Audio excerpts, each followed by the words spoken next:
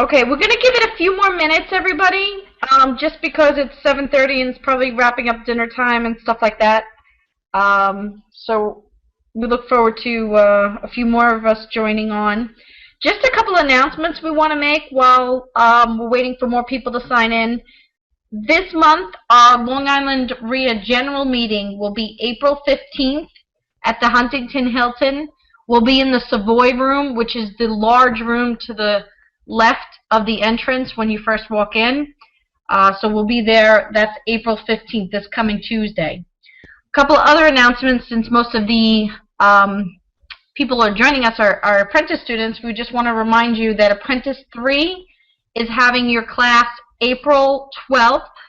We'll be at our new location, which I'm sure you're going to like. It's at the Continental Home Loans office. That is 175 Pine Lawn Avenue, Suite 303. We'll send out an email reminder of the address, but it's right on Pine Lawn Avenue. And then for the Apprentice 4 students, your class will be Sunday, April 27th in the same location. Okay, so that's some of the announcements that we have right now. I also want to invite Chris to come join us. He's on the webinar as well. That's Chris McCartney. He's the Educational Director with Long Island RIA. So, Chris, you can give any announcements you have there, too. All right. Good evening, everybody. Hope everything's going well. So tonight we have Jack Krupey from Gemini Capital Managers, and he's going to teach us about note buying and how to make defaulted note paper performing. And as Melissa said, our next meeting is April 15th, and then Jack is also doing a class on April 19th about, so it's going to be a full day workshop class, all about defaulted paper and learning about the note business. And I believe, Jack, you also have paper actually there to purchase as well, correct? Yes, and I know we've been working a lot on our site and getting our inventory organized, and the plan is to have a number of good quality notes available to actually review while we're in class to teach due diligence on real deals. Okay, great. And yeah, we'll also have internet access there, so everybody can bring their computers and analyze deals as well while they're there. Where's the class being held, Chris? It's at the Sheraton in Plainview, and it goes from 9 a.m. until 4:30 p.m. Okay. All right, so we have a good amount of people joining us, so we want to thank you all for joining us tonight. This is our first Long Island RIA webinar, so we'll get some of our glitches out tonight, but we're hoping to do this at least every month. This is just to add into addition to the topic that we're doing that month. This just gives a more in-depth education, and feel free to ask questions. There's a chat area. If you have a question, feel free to post it. We can view it, and Jack will have a time at the end to answer these questions, okay? So without further ado, we'd like to invite Jack from Gemini Capital to talk about discounted notes. Jack, take it away. Great. Well, it's a pleasure to be here. I'm just doing the screen share right now. Hopefully, I have two monitors here, so hopefully this works here with the PowerPoint presentation. For those of you who hadn't met me before, let me just give you the brief background. I've been in notes since 2008, but I've been in real estate since 2001. I got into real estate shortly after the dot-com crash. So yeah, I graduated college and thought I was going to be this big computer consultant, and realized there was no dot-com jobs anymore. And fortunately, my college landlord got me into real estate. So I bought my first house in 2001, and by 2002, I'd quit my job. And from 02 to 08, I really rode the wave. I was flipping houses. I was wholesaling. I've done almost every strategy out there. So when I talk about notes, it's not that I necessarily think notes are are better. Although it's what I've chosen to do, I can advise with the perspective of someone who's done it all. I refer to myself jokingly as a recovering landlord because at one point I had 52 units of rental property and drove myself crazy and created myself a 100-hour-a-week job that I hated it. So one of the points that I'd like to make is that it's crashes can help. The dot-com crash got me into real estate, and then the subprime crisis cost a lot of money. I crashed and burned to some extent, but it was actually a great opportunity.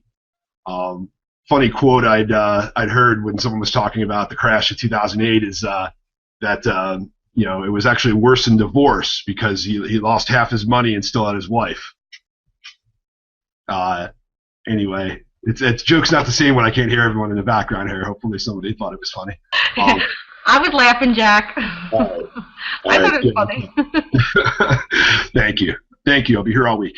Anyway, so in 2008, I ended up at a hedge fund in New York, and this fund was buying large pools of loans from the major investment banks, other large hedge funds, and including PNC, Wells Fargo. So I got thrown into the fire, and I was the guy on the inside that was working out loan modifications, and it was really the first time I was aware of this market. The market's been around, but it really wasn't until the crash of '08 where now there's millions of loans that are now non-performing that it became available for the average investor.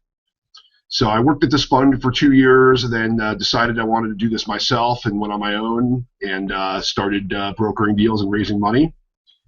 As of now, Gemini has over 10 million under management, and we just signed a joint venture with a private equity fund here in New York, where they've given us up to 100 million to purchase with them, as long as we can find the right deals. So it's not that they've written us a check, but if we bring pools to the table and they review them and we like them, they will co-invest with us with almost unlimited capital. So I want to talk about why you'd want to do this.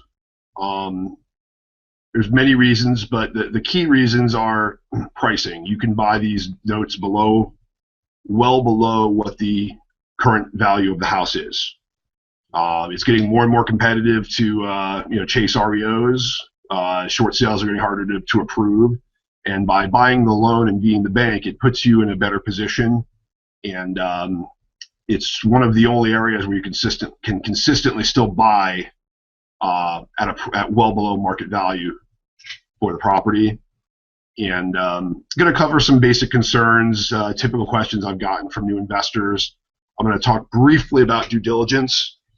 Due diligence is definitely something we can cover for hours. So when we do have the full day class, we're going to actually go through some live examples and actually research deals while we're in the room. And that's really the best way to learn. There's only so much you get from watching, and the rest of it happens while you're doing. I'm going to talk about servicing. We manage over $10 million with 4 people. We have a lot of consultants and a lot of help from outside vendors, but it's the type of business you do not need to have a large staff or any staff. And unlike real estate, you don't have to deal with tenants and toilets. You're really a step removed from that. And if we have time, I'm going to go through some actual deals. So, it's I often get the question of why are the banks selling? How can you get these loans so cheap? And ultimately, it's regulation. The banks are regulated by the Federal Deposit Insurance Commission, and they have ratios they need to meet. If they have too many non-performing loans, the government says that they need to raise additional funds. And they have 2 choices. They either go out and raise more capital, or they can sell the loans, even if they're selling at a loss. So in most cases, the banks choose to sell at a loss.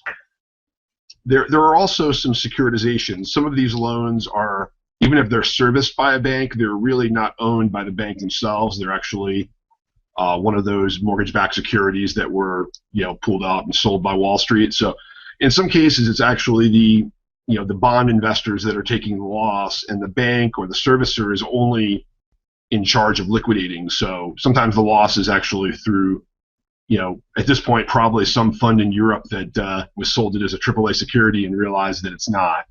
So it's the bank's losses are our gain, and that's why we're consistently able to buy, anywhere from 20 to 70% of a discount to the current market value of the house. I'll go into pricing a little bit more on later slides because it varies. The rule of thumb is the cheaper the house, the bigger the discount, and I'll go through the ranges of that on later slides. And Gemini is really, think of us as sort of a bridge between Wall Street and Main Street. Wells Fargo doesn't want to sell one loan. They're going to sell $500 million worth of loans to a hedge fund way bigger than Gemini. But Gemini does deal with a number of investment banks and hedge funds, guys that will sell us $1 million or $2 million or $5 million, and they'll buy $500 million and then resell us a smaller batch. So it's a great niche for us to be in, and we think we add value in both directions, because we look at deals that are too small for some of these larger groups, and sometimes we'll actually pull together a few different pools, then make a bigger batch for the bigger hedge funds, and we do the same thing in reverse. We'll work with them and take 100 loans, then resell them 1 or 2 loans at a time to Main Street investors like you guys. So, and the last point, I don't think this is happening as much in New York or Long Island, but other markets like South Florida, California, Phoenix, there are many markets that people who used to buy at the courthouse steps and flip houses just can't find inventory because the big hedge funds are buying all the rental properties and paying retail. So this is certainly a wholesale type opportunity, where you're going to be ahead of the curve and ahead of the other typical investors that you may work with locally that are just not aware of the opportunities. So we deal with performing and non-performing loans. Non-performing loans, I think of it as sort of as if you're a house flipper, a non-performing loan is an ideal transition. You're buying at a discount to the current value, and you're going to flip that loan in a few different ways. You may foreclose, and if you foreclose, you will then flip the house. But instead of buying it at a discount or doing a short sale, you've already bought the loan at a discount, and you may have some cost to foreclose, but you've already bought it at 50, 60, 65% of market value. And if you do take it back, you should have enough room to sell the house for closer to market value. Rehabbers will always ask me the question, well, I would never buy a house for more than 60, 65% of value. Why would I pay the same for a non-performing loan? And just keep in mind that many of these houses are not going to be in bad condition. Some of them, the worst case could be, but it's not uncommon to pay 55 or 60% and just have to slap a $1,500 coat of paint on a house, and it's ready to list. So in some cases you don't do anything. In some cases you put a for sale sign on it and buy it for 60% and then sell it for 85%, and you don't even need to do anything. Reperforming loans are great for cash flow, and generally you're going to have a similar return to what you get from a rental property without dealing with the tenants and toilets. And the yields will vary if there's equity or the higher priced houses. Generally, your cash on cash return. And when I quote yield here, I'm really talking I'm talking cap rate. If you paid $20,000 for a mortgage and you make $2,000 a year, you're making 10%. Now, on top of that, you do have upside, because keep in mind, when you're buying a loan for less than face value, if and when they sell the property or refinance, they owe you the entire amount. So I'll show some examples later of how powerful this is, where you may make 8 to 10% a year, but over the course of 3 to 5 years, you may make 20% if the loan pays off through any number of different programs. And reperforming consists of newly modified loans, loans that have been paying for a year, loans that have been paying for 5 years, and including loans in bankruptcy, which is one of our special niches. We love loans in bankruptcy, and I'll go through a little later why bankruptcy is not a bad thing.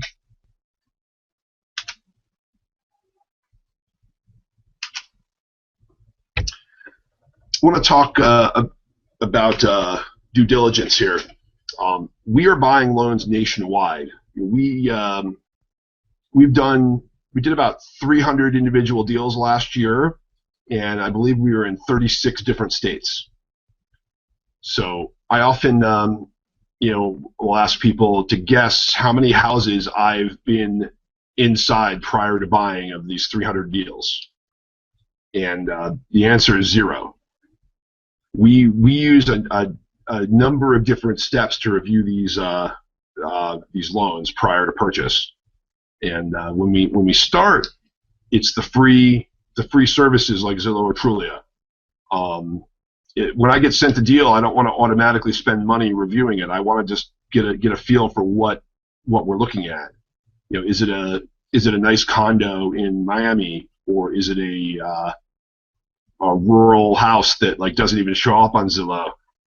So we use it to. I don't take the Z estimate or any number that comes from any of these sources and write a check because of it. But it's you can learn a lot from these services. Google Maps is amazing. You can drive the street in many areas, and you can see, does it look like a nice area where people are mowing their lawns and houses are well taken care of, or does it look like the Google Maps camera actually caught a drive-by in progress and you have boarded up houses everywhere? Zipskinny and a number of other tools can pull census data, and you can see what the average income is, the average amount of people who've graduated high school, have bachelor's degrees, and you can learn a lot about a market just by taking 5 minutes and pulling up these free services.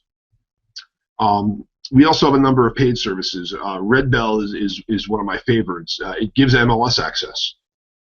They charge per property search. It's $25, and 93% of the country, we could type in an address and we will see, A, was the property ever listed, and B, we could look at the active and the sold comparables and see the realtors' names and phone numbers. So if we're looking at a deal, we could look at the house down the street sold. We can call the agent who just sold that house and tell him that we may have a possible pre-foreclosure in his neighborhood, and we want to ask him some market questions, because if we do take the house back via foreclosure, we're going to need someone to list it. And that gives us an amazing amount of information. And the next step is broker's price opinions. For about $100, we can provide a list of properties, and within 3 to 5 days, a realtor in every one of those markets will get back to us with a full report of active solds and what their opinion of value is. And sometimes their values are dead on. Sometimes they're being paid $50 to do this out of the 100 that we pay the vendor, and sometimes they, just sort of slap a number on the house, and it's not always. We don't always agree with the number, but it's one of the pieces of data we get. And as an experienced, or even if you're not that experienced of a real estate investor, if you take all this data together, between the data you've gotten online and talking to an actual real estate agent and ordering a report, within a day or two, you could look at any market in this country whether it's New York, Indiana, Oregon, and within a day or so, you should be able to have a very good idea what a property is worth with just with using some basic research tools that we're recommending. Title reports, same thing. We have a few great vendors that do title reports, and many counties have the taxes available online. However, if they don't, these vendors, for typically less than $100, can do a full title search, and they'll tell you what the property taxes are and what the liens, any second liens or any tax liens that are ahead of you. When you're buying a mortgage, you only have to worry about the liens that are ahead of you, and those are property taxes and municipal liens. A second mortgage, a judgment, anything that goes on title after your mortgage that you're purchasing was originated is behind you. And if you foreclose, you will wipe all of them out. Here's a deal we did, and I'd like to show the ugly one first. This is a deal that at one point we were a little concerned on. It looks like a really nice house on the outside. It's in a nice part of Indiana, in Indianapolis, and we thought we got a really good deal on it, which ultimately we did. We really paid about $16,000 because we bought the loan for $11,800, and when we bought it, we knew there were about $4,600 in taxes that we needed to pay, and I think we paid a $1,000 commission to a broker who brought us the deal. And we thought worst case the house was worth $40,000, and best case around $60,000. So what was good about this deal is the moment we bought it, within a week or two, we'd actually gotten a hold of the owner, and the owner basically handed our realtor the keys and said, listen, I don't want this house. You can have it. I'm not going to fight the foreclosure. He would have actually signed it over, but because there was a second mortgage and some other judgments, we didn't want to take the deed. We would rather foreclose because the foreclosure basically gave us clean title. But in the meantime, we had access to get inside the house, and we started doing estimates. And we could have still made money, but we are not generally trying to do large construction projects in any market. We're happy to do a paint and carpet and spend a few thousand to clean up a house, but we are trying to avoid big rehabs. So while we were prepared to do the renovation, we decided to list the property at auction, and this is through the foreclosure auction, whereas all we needed to do was email our attorney what bid we would accept. You're allowed to bid as high as the debt that you're owed. So I didn't put it on this slide, but in this case, they owed us over $80,000, even though we only paid $11,000 for the debt. And what happened was we put an ad on Craigslist, and we let all the local investors know that, hey, on September 15th, we are going to auction this property, and it's a $60,000 neighborhood. So we said that our opening bid was going to be $10,000. So we wanted to generate interest. And what happened was somebody showed up at the courthouse steps, and there was a little bit of a bidding war. And somebody paid $29,500 for that house. And we received a check the next day from our attorney, and we never actually ever even took ownership of it.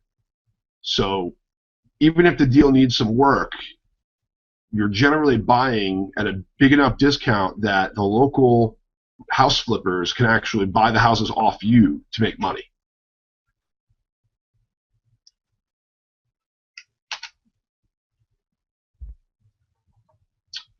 This is one of my favorite deals. And can everyone hear me okay? Melissa, Chris, does it sound good? Yes, I can hear you fine. Actually, you're doing really great. All right, thank you. Usually I butt in, but I'm really being quiet now. Okay. Yeah, I can hear you too as well, and Okay. I'm also on another computer, and it sounds good. Okay, cool. Just had to make sure. I know I I dropped a cell phone call yesterday, and I think I talked for like 5 minutes before I realized the call dropped. So always like to make sure. Um, so here's an example of a reperforming deal. We bought this loan, and this picture was the actual picture from I think that's a Google Maps picture. You can see that little A the little dot in the middle of the property there. So we saw this on an Excel spreadsheet that had probably 30, 40 deals on it, and we were going through one by one and trying to pick which deals looked looked decent. So when you plug this into Google Maps, I mean, you can tell they're mowing their lawn. You see decent cars in the driveway. There's no cars on blocks in the driveway. If you Google map around the area, you'd see that all the houses look to be in decent shape, and at first glance, it looked like a good deal. We actually then reviewed the broker's price opinion, and in this case, we were given one because the group selling had just bought about 100 assets, and so they bought 100 in bulk, and then they were actually selling them off in smaller pools, so and letting us pick which ones we wanted.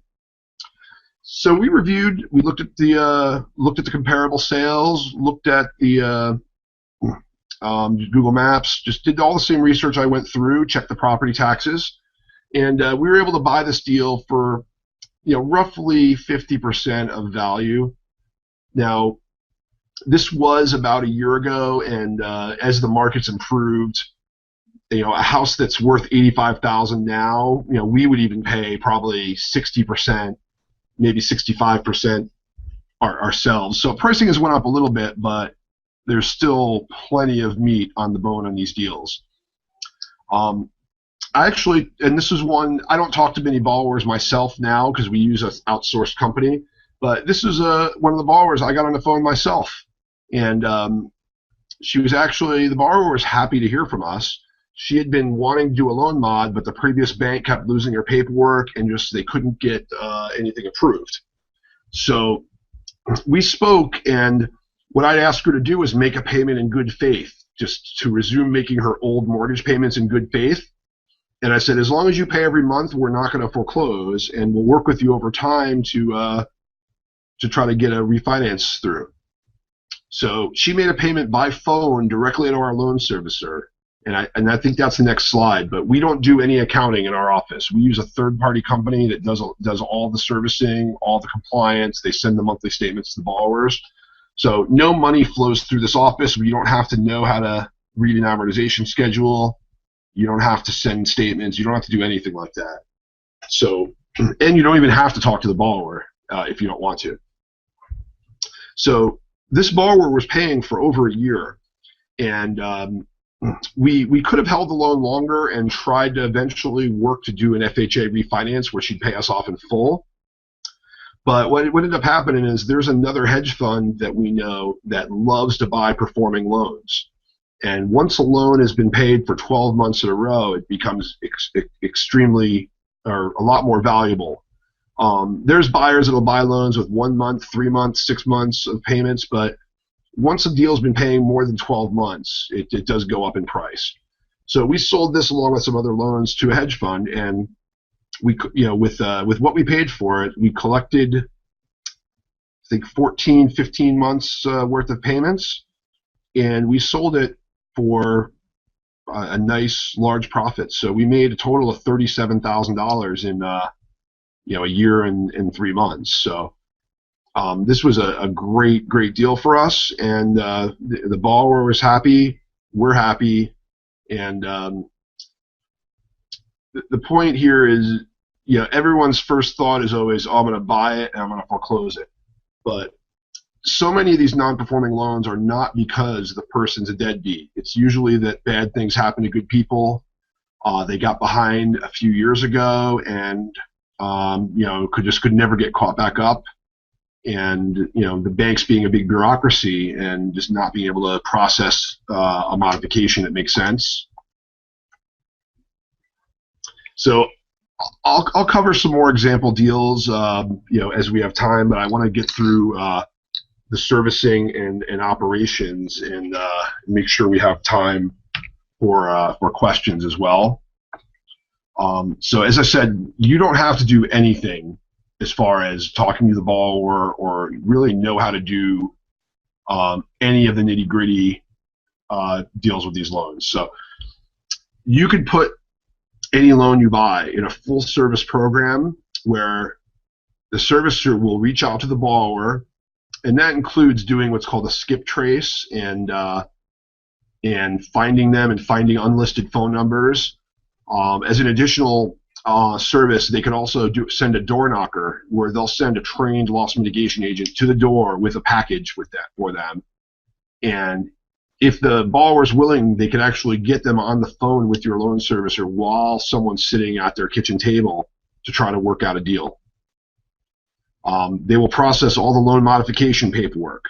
They will manage, if you do need to go to foreclosure, they all have attorneys in their network. So you don't have to find and hire an attorney. They have an attorney that already works at a flat fee for foreclosure.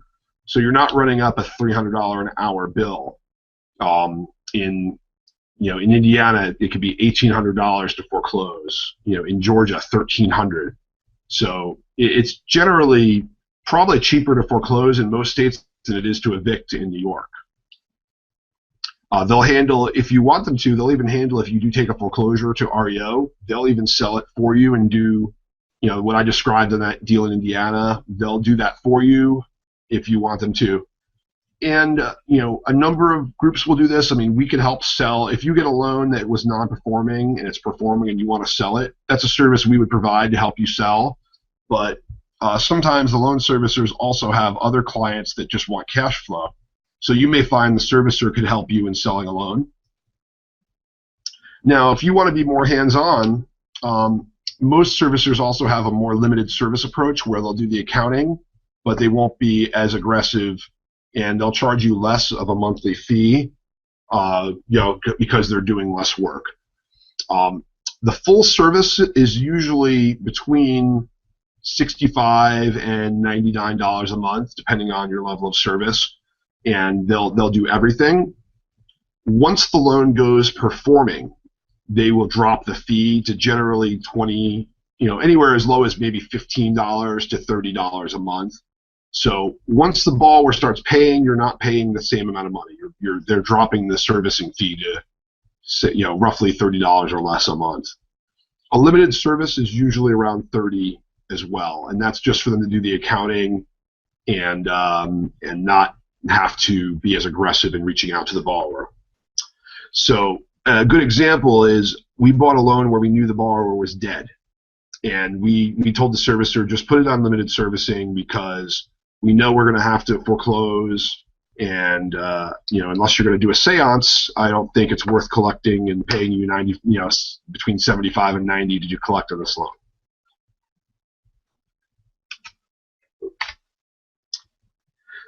So there's a lot of ways to exit these deals, and we've done every one on this list and probably 5 or 10 more that I didn't think to put on here. The simplest is to foreclose and sell. If you're looking for rental properties, it's a great way to get access to to cash flowing deals at a much lower cost than trying to find them on the MLS. We have done this a few times, especially in the lower priced areas, outside of New York. We have a deal in Florida right now on the Panhandle, and we've got a deal in Indiana that if you do take the house back from the borrower, you could sell it, but in many cases we'll actually own or finance it to a new buyer. And that helps us pay less taxes, and we want cash flow, we just don't want to be landlords. So for us, it's the best of both worlds. Modify the loan and hold for cash flow. I showed a good example of that. Modify the loan and assist the borrower in working through a refinance. We could have did that on the one deal in Cincinnati. we just happened to get a good offer that made sense and we sold it. But it's a great long-term option is to hold for cash flow, and since you paid less than what they owe, when they pay you off, you're making additional profit. And modify to sell to another investor is what we just did on that deal. And some of the deals that we show to the Long Island RIA are those exact scenarios, because we have money to manage, but sometimes we need to take our chips off the table, and it's a win-win for us if we can modify a loan, collect some payments, but at some point we need to return investor money as well. So it's great, and we provide good, solid cash flowing opportunities to investors.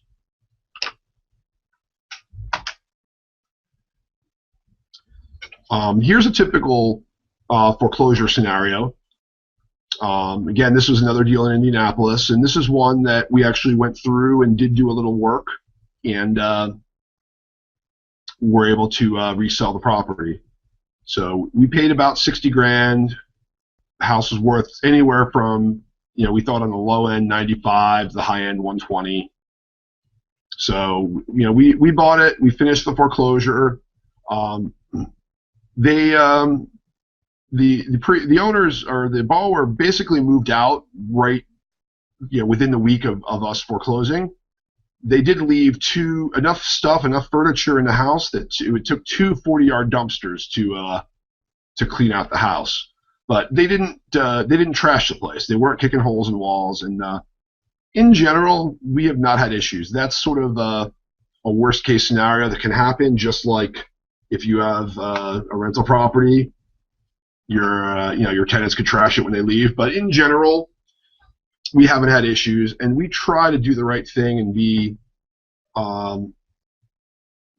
fair to who we're working with. We'd rather pay someone $1,000 to help them get a moving truck than have to get a 40-yard dumpster and spend $500,000 taking out their stuff anyway. So, especially if there's room in the deal, we try to make a win-win solution and try to make the transition easy for who we're working with. So on this deal, we paid a little under $60,000. We did a paint and carpet, and those types of rehabs we will do, and we used our realtor. If you have a good listing agent, that agent can be your project manager. If they're a licensed realtor, they're much less likely to steal your money and take money for a rehab project and not finish it. So our realtor, in most markets, we have realtors. Anyone who focuses on foreclosures and REOs knows a few general contractors. So they recommended a contractor. We got 2 different bids. The contractor did the work. The realtor sent us photos. We sent a check to the realtor and asked the realtor to send us photos and not release the check to the contractor until they confirmed the job was done. And the realtor doesn't get paid until they sell the house. So you bet that our realtors are staying on top of the contractor to make sure it's done right and that it looks good, because if not, they're not going to be able to sell the house. So this is one of many deals. So the point I want to drive across is, it's not that difficult to work in a market outside of your own. And the reason we are not showing a lot of deals in New York and New Jersey is just purely because of the time it takes. It could take 2-3 years to foreclose or longer in New York, New Jersey, whereas Indiana is 7 months, Texas is 2 months, Georgia is 2 to 3 months. So it's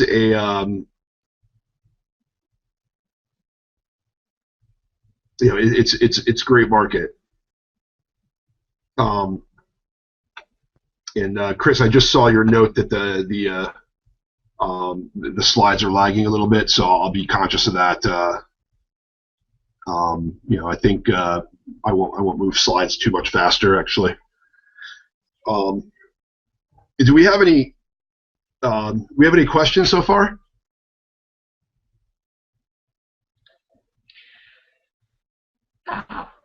Sorry, I'm actually quiet for so long. No, I was just going to say, if any of you guys you went over specific deals and stuff like that. I was just going to say, does anybody have any questions about how those deals were done?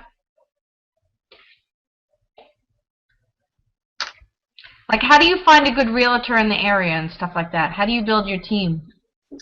It's a great question, Melissa.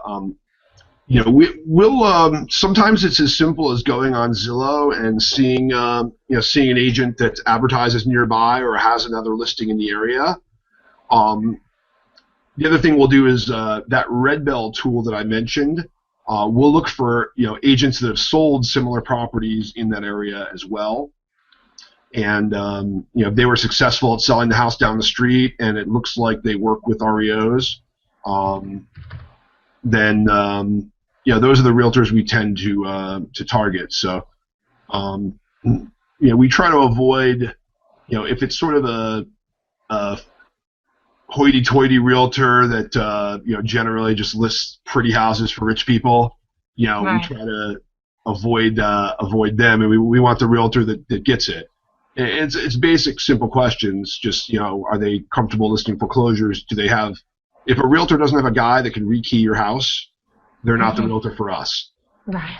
If we have a new foreclosure, we call normally we'll call one or two agents. The guy that calls us back and has a guy there or guy or girl there in 6 hours, changes the locks, puts a lockbox on it, and is ready to work with us. That's the agent we go with, and you'll find. Most markets there's hungry realtors looking for business with a fund, and even if it's only your first note, there's an old saying, fake it till you make it. Most of you have nice New York, Long Island accents. You don't say, oh, I'm new, this is my first deal. You say, I have a mortgage investment company based in New York, and we buy nationwide, and people will generally bend over backwards to work with you because they're going to want future deals. Yeah, typically, how much is your rehabs to do? Because I know I work on it from the New York side, and that's always sometimes an issue with some of the contractors. So are we talking more like carpet, paint, those kind of things, or is there real trashed out houses? There certainly can be. I mean, our threshold in general is about $10,000. If it's paint, carpet, basic, kind of cleanup, we'll do it. If it needs $20,000, if it's a gut, or if the roof is shot and needs new drywall, full kitchens, full bath, there comes a point where we want to avoid something that's a potential nightmare, and it's a matter of will we get our money out of the deal. If it's a really nice house and we could put $50,000 in to make $150, we'll do it. But if I'm putting 50 in to make 20 grand extra, then there's a point where we'll cut our losses and we would just rather sell. Then we'll just discount it further and still hopefully make a small profit. Right. But we're not gonna throw good money after bad. So, in this scenario in Indiana, where it worked out fine and we made we made a good return. If we had to put in $25,000 into this deal, we wouldn't have did it. We would have sold it at $64,900 and just try to make a quick $5,000 and move on to a different deal. Okay. So people shouldn't really be intimidated with some of the rehabs, especially because their price points are a lot lower in the states that you're working in, correct? Yes. I think that's that's valid. You're working. When the cost of living is a lot cheaper in Indiana, the contractors don't charge. I think what's it cost to get a water heater replaced in Long Island? Like $800 or $900, and it's probably like $450 in the Midwest. Right. Okay. And then down in the south, the Southwest too. Then you've got, actually, we have a deal in Fort Wayne, Indiana right now. Our contractors are actually Amish. Really? Yeah. And I don't know if I think they're half Amish because I think they are using power tools and stuff. But the realtor recommended them and said they do really good work. Yeah, actually, when we were in Alabama, I had a lot of Mennonites. They are Amish that can use electric. They can use modern they have them Amish lifestyle, but they're allowed to use modern electric and appliances and go to doctors and stuff like that. So,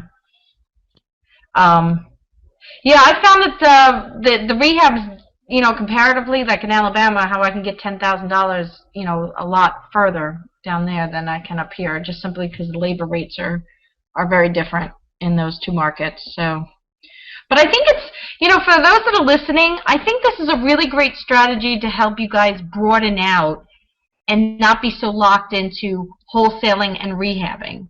I did notes, and I wish I had somebody like you who could help me do the servicing end of it. But I did like that every month I had a payment coming in, whether or not the toilet was broken or something was done. It didn't matter. I was the bank. So I encourage you to kind of explore this a little bit. And this month we're working on all notes, so you'll have plenty of opportunities to learn how they work. And what do the typical notes start at on something like this, Jack? There are plenty of deals we've done for $5,000, $10,000 $10,000 purchase. Can everyone see the note exchange? I just switched from the PowerPoint really quick to the note exchange. Yeah. Yeah. So this is where we're kind of going with things, which it's going to make it a lot easier for I think for us to manage our inventory and get quality deals in front of of our clients. So this is the new website. It's in beta test right now, and you could search for at this point we only have non-performing, so it's only showing non. But you'll be able to search for performing loans, and you can sort by by city, by state of what's available. Please note this data is not fully up to date. So if you want to poke around, great. But there's no guarantee that anything on here today is still available. I do need to refresh. But you can pick an area and hit Find Notes, and you can take a look. And once you log in and create an account, it hides the address right now. But once you log in, you'll be able to eventually see the full address and certain details that are only for people who have an account and have signed a non-disclosure agreement. Deals, a $20,000 or $30,000 house, you could generally buy that loan for $10,000, $12,000. Usually 30-35% of market value. Once you're dealing with above a $50,000 value, it's generally around 50 to 60% of value for a non-performing loan. And once you're above 100,000, it's generally in the 60s of current market value. So this loan in Columbus, the property value, we didn't have a value on this, but just looking at it, I think this is probably a $30,000 property. And the fact that they owe $138,000, if the house is worth less, what they owe is almost irrelevant. The only way it helps is if the borrower does want to reperform, their old monthly payment was $1,100 a month. So if you want to be a hero, and you paid $10,000, $15,000 for this deal, and you say, listen, your old payment was $1,100, I'm going to drop it to $500 and help you keep your house. That it puts you in a great position to help them and also make a really good return on investment. You know what also I like about these, because they're at the price point that you guys can use for your self-directed IRAs. And also, we've been working with some of the mentoring students with unsecured lines of credit that because of the rates of return that you get on this compared to the interest rate that you would use with your IRAs, it has a really good feature to it. So I think, I think having notes is a really great way to broaden out your perspective of being a real estate investor. And some just really will naturally gravitate to it. you know, I just think it's a really cool idea to be the bank and to be able to help somebody stay in their home or work out some kind of arrangement. So you work with self-directed IRAs and things like that, correct? Yes, we do. There's a few custodians that work better with notes, that understand notes. You know, Equity Trust is unfortunately not one of them. They're so big and so strict, like they have a set exact system that it can be difficult. But you know, there's a number like Quest IRA and Mid Atlantic IRA, and what it really takes is us. You know, if it's one we hadn't worked with, it just takes us explaining the process, because there's not most of these deals. It's sort of like buying on Amazon in a way.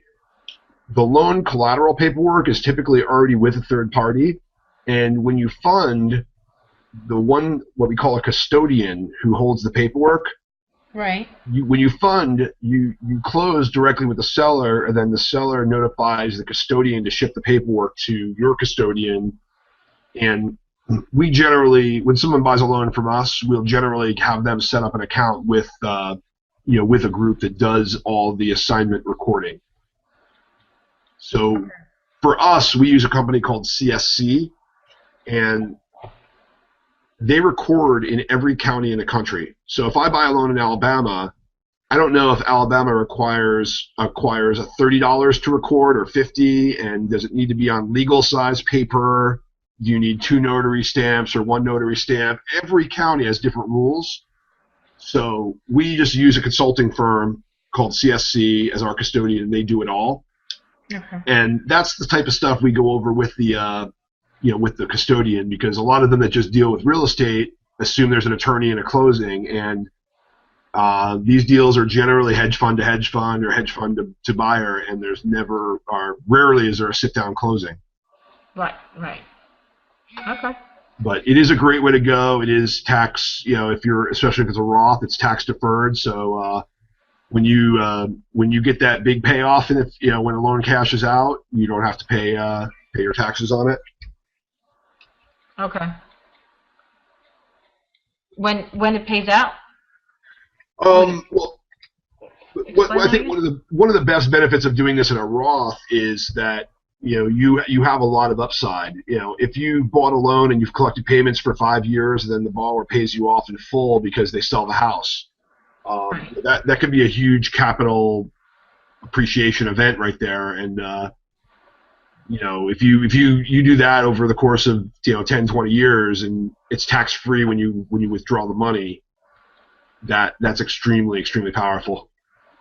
Okay. Very cool. All right, so I hope everybody found this helpful. Just so you know, there is going to be a class. Chris, when is the class? April 19th, I believe it is. Correct, yeah, April 19th, and I don't know if you saw on the, there's a pop-up that came up a little while ago. You can actually go ahead and get a ticket to the class right from the webinar. Okay, if you can't get it, because I can't see it right now, just go to our website. You guys can sign up on there and register for that class. It's a really good in-depth way, and it's nice when you're face-to-face with Jack, because you can ask him more questions and see how he's doing the due diligence on these properties and what's the advantages of being a bank. So, Chris, do you have anything to add, or Jack? Yeah, you can actually get, if you click on Poppins on the top above the chat, you'll see the link and all that. And then I'm also going to send everybody a survey. So if everybody could just fill that out and just let us know how everything went tonight, because we want to improve the educational content for you guys as well as the presentation format. All right, thank you. Hey guys, I see a question here from Brian. How do you compare it to the National Note Group? Is that Fuquan? Brian, I don't know if you're on mute or if you can hear, but I'm trying to think which. There's a couple groups of similar names. I'm not sure if that's Fuquan's group or one of the other groups in Jersey. I think he's responding. Okay, well, yeah, I'm not sure specifically which group, but there are, a number of, brokers and, a good mix of people that are, buying notes and also sort of, doing some of their own education. Um, Philadelphia has just a ton of note groups. Some of the early guys into the space, like PPR, started in 2003, 2004, and so you go to Philadelphia and there's like different meetup groups, and notes are already a little bit more mainstream. So yeah, I mean, I like Fuquan. I've had met with him at a number of the different conferences, and I think they're doing a similar model of I think educating and probably wholesaling some loans that they have as well. Um, I don't know exactly how much capital they have under management or if they're sourcing for other groups, but yeah, he's a good guy, and I think we haven't done a trade with him specifically yet, but I'm sure at some point we'll probably sell him something or buy something from him in the future. So, we're doing this. I don't have any education other than I think whatever the RIA charges, which ultimately probably barely covers the room. But we're doing this just to build a base, and as we grow and have hundreds and hundreds of more assets, we just it makes sense for us to train for free, so that eventually we have more investment partners, so that we can sell a performing loan if we need to cash out at a fair price, or if we get 100 loans in and it's too many for us to handle, we can wholesale a few of them off. So it just makes sense to to help bring other people into the fold, and hopefully you guys are those people. That'd be great. One other note, I listed the email address here. Sales@Gemini goes to myself and Tim, and also our admin. So, I mean, if you have a very personal question, you could send it to Jack@Gemini. But if you send it to sales, the rest of my team also gets it, and I can be a bit scatterbrained. I've got 10 different things going on. So for better customer service, I ask everyone to contact the sales address, so then we'll make sure that we, every email is categorized and answered, and I do monitor it, and also my team can kick me in the butt and say, hey, listen, you've got emails you need to respond to. So it's going to just be more efficient to use that address. And I don't know, Chris or Melissa, if you have anything else. No, I just want to remind everybody that April 15th, Jack will be there. Chris will be there. I unfortunately will not, because it's usually the second Tuesday of every month, and I actually planned a vacation. So I'm sure Jack and Chris will handle that. Keep in mind for the apprentice students, April 12th and April 27th, that's class 3 and 4. And we thank you all for joining us, and please fill out the survey so we can try to assist you guys further, okay? And anything else, we just want to wish you have a good night. Okay. Anything else, Chris? Nope, all good. Everybody have a great night. Thank you very much for attending, and yes, please fill out the survey and let us know how everything goes. See you all at the next meeting on the 15th. Excellent. Okay, thanks, everyone.